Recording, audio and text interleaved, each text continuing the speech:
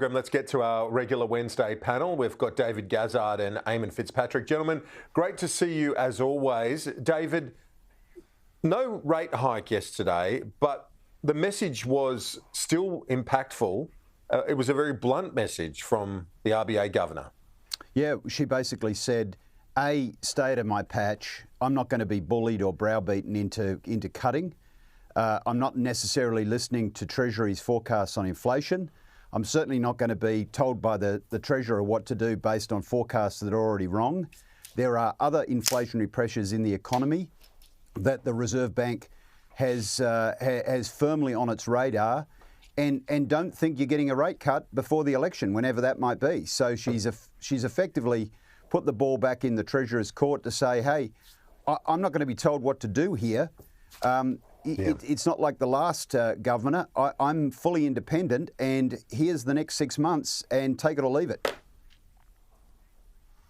Yeah, and I was talking to Stephen Hamilton, the economist from George Washington University, Eamon. He said he can't remember one in recent years as blunt as this message, this pushback from the RBA governor. That's from the economic side. The political side, people are already struggling. So to be told, okay, this hard slog that everyone's talking about, the cost of living, 1, 2, 3, 4, 5 top issues, that's going to continue at least for the rest of this year, if not beyond.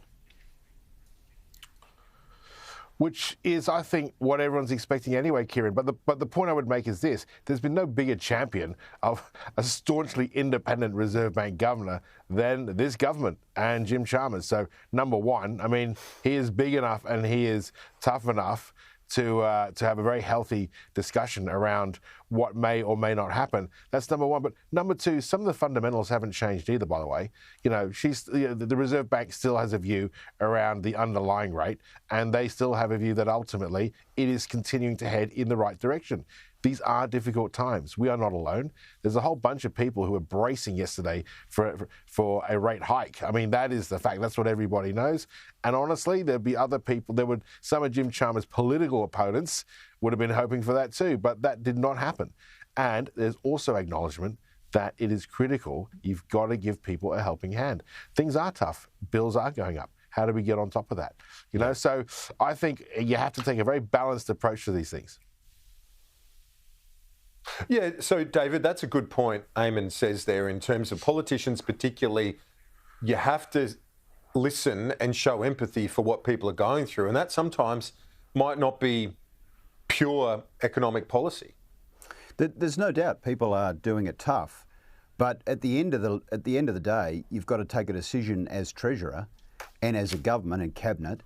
Are we going to pump prime the economy and potentially drive up rates, or hold rates at what is a historic high level, at least over the last 20, 25 years, and the government's chosen to do the latter?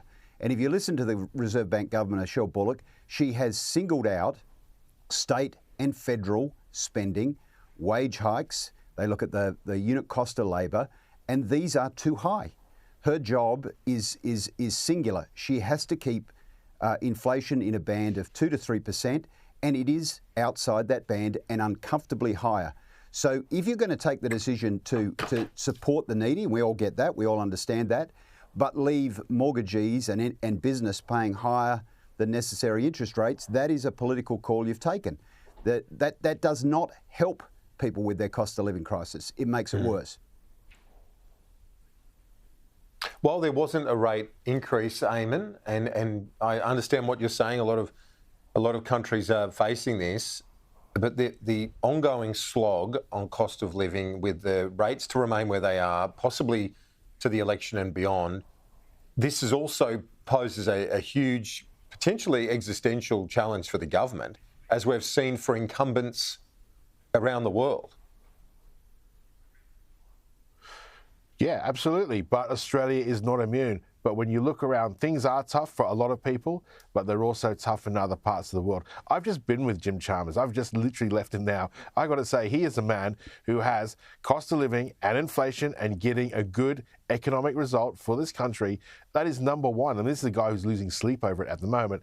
But I've got to say, when you compare his performance to that of his predecessor, I know who I'd prefer. in terms of calling the shots. Let's not forget too, 2 budget surpluses, also a good thing. That wasn't achieved for 10 years. Let's not forget also what the alternative was, which is tax cuts for the very rich only. I mean, what would that have done? Also, a $600 billion nuclear power plant. I mean, that would just wreck everything. So, I think you've got to take into account there are political calls to be made and there's policy calls to be made and fiscal ones. And I think you're looking for a balance of all of those. And I think we're as close to it given current global, circumstances. And when you look at the outlook as well towards the next election, David Gazard, that the block or that teal wall remains Peter Dutton's. I think that's the challenge that prevents us from suggesting a coalition government is possible or likely.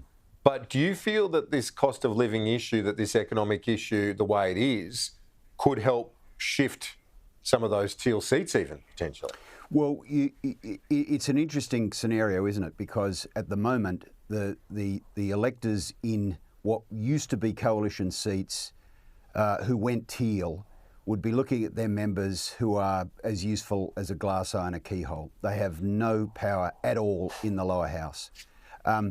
They'd be looking and seeing their investment portfolios, the cost of living, and going, well, we sent them a message last time, but really was it that effective? Now they may lock in behind those teals. Certainly polls show that the coalition needs to get its primary vote up. Traditionally, it's needed to get it into the low 40s, low to mid 40s. It's sitting around 39 or 40 at the moment. Labor's vote is at historic low levels. It won their last election with the help of the Teals and the Greens on a primary vote of 32%. That's probably a little lower at the moment. So what we're looking at is the possibility of a hung parliament and the economic chaos and instability that brings. With a crossbench that uses its mandate in the lower house potentially to drive through a whole range of things, particularly with the Greens, that may not be so favourable for the economy. David Gazard, Eamon Fitzpatrick, we've got to move on. I appreciate it as always. We'll talk to you soon. Thanks, Kieran.